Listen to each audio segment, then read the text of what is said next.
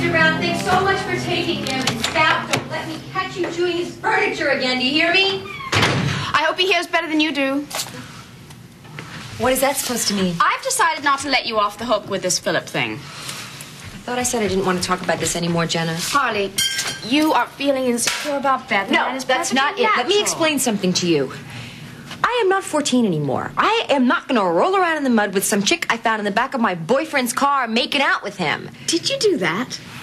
That's not my point. My point is that I'm not making very well. My point is that I am not emotionally strong enough right now to fight for a man. I'm not. Even if he's worth it, even if he's Philip. In case you forget, I'm a little gun-shy these days. A divorce will do that to you.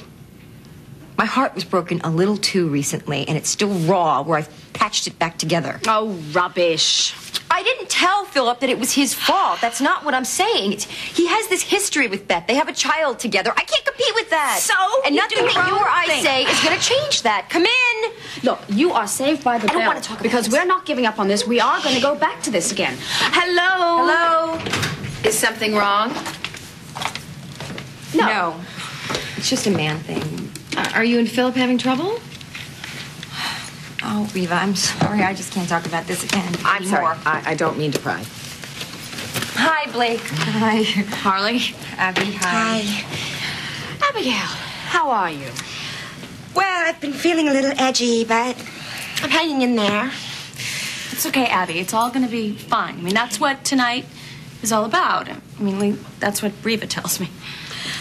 Listen, why don't all of you take a seat? Because we're all dying to hear what this is about.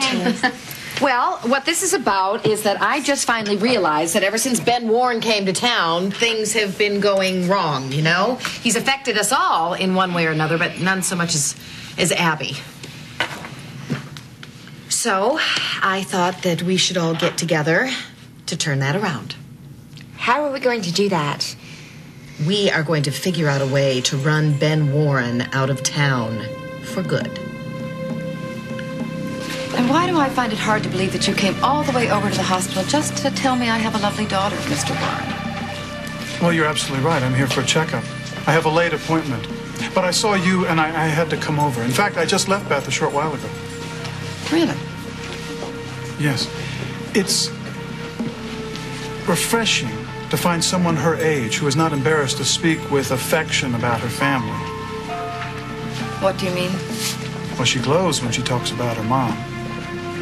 You are the best mother in the world, aren't you? Well, I certainly like to think so. And your granddaughter, Lizzie, Princess Lizzie, the fairest in the land? You've met Lizzie? Yes. And I look forward to spending more time with her as Beth and I grow closer. Yeah.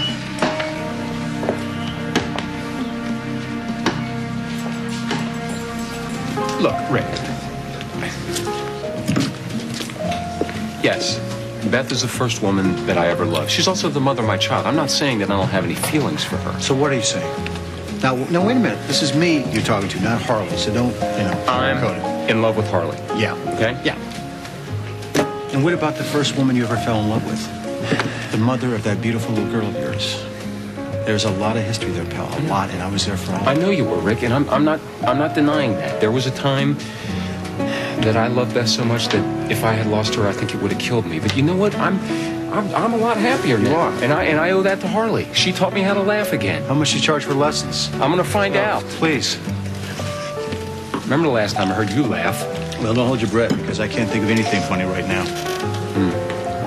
Sorry.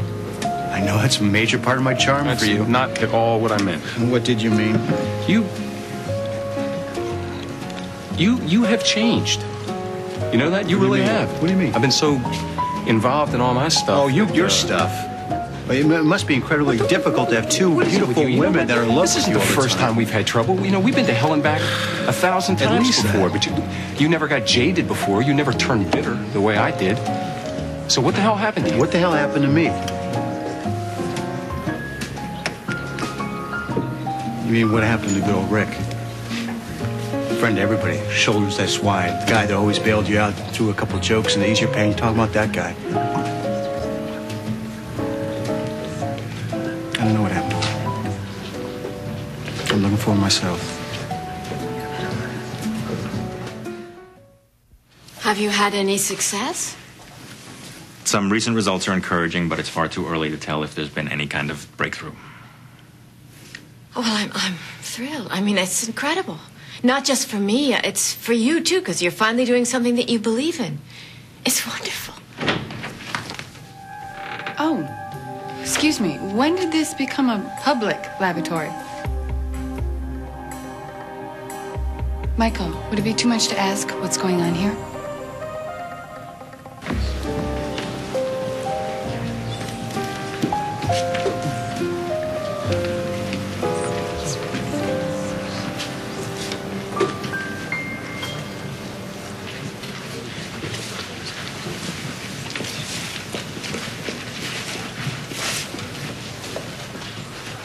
Hart, What? do you hear that? No? You know why? Because the music stopped? How do you feel about that? I feel wonderful about everything right now.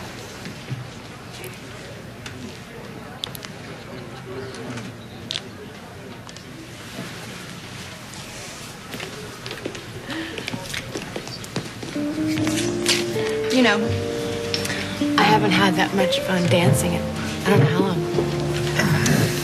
Well, I guess I shouldn't talk about dancing. No, don't be silly. I know all about your dancing days and why you did it. Actually, it's the rest of your life that I know nothing about. Oh, you have to wait for that movie. Well, that movie I'll buy tickets to. I'll buy 2 tickets. You know, now that we don't have to make excuses to see each other anymore, I thought maybe we could do what normal people do. A movie, dinner, maybe a basketball game. You like the Bulls? The Timberwolves. Minnesota. Okay, I can do it. You see, we're starting to learn things about each other. Not so fast. You haven't asked me my sign. Because I already know your sign. That's right. My birthstone necklace. You know, that was very sweet of you. Well, I'm glad you liked it. In fact, I was kind of, I don't know, I didn't know whether to give it to you or not. It was, I've never courted, as my grandfather would say, a woman before, so you got to give me a little leeway here.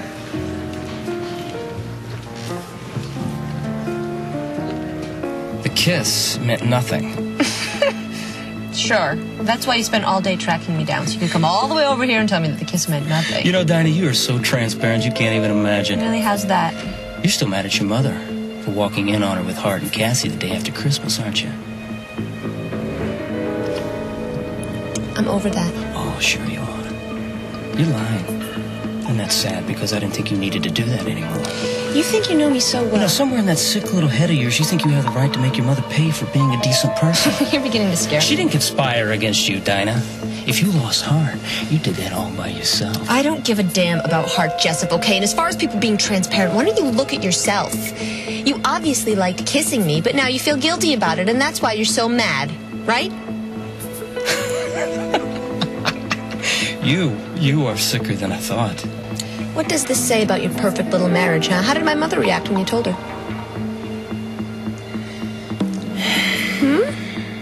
Is it possible that she didn't hear the news? Is it possible that the kiss meant so little that you didn't want to worry my mother's pretty little head about it? Oh, you're funny. Okay, how about this? How about I tell her? Well, I mean, the woman prizes honesty above all else, so we will just put it out there on the table, and then we will let the mother of the year herself decide exactly what happened on New Year's Eve. How about that? Do it, and I'll bury you, Dinah. And that's not a threat, that's a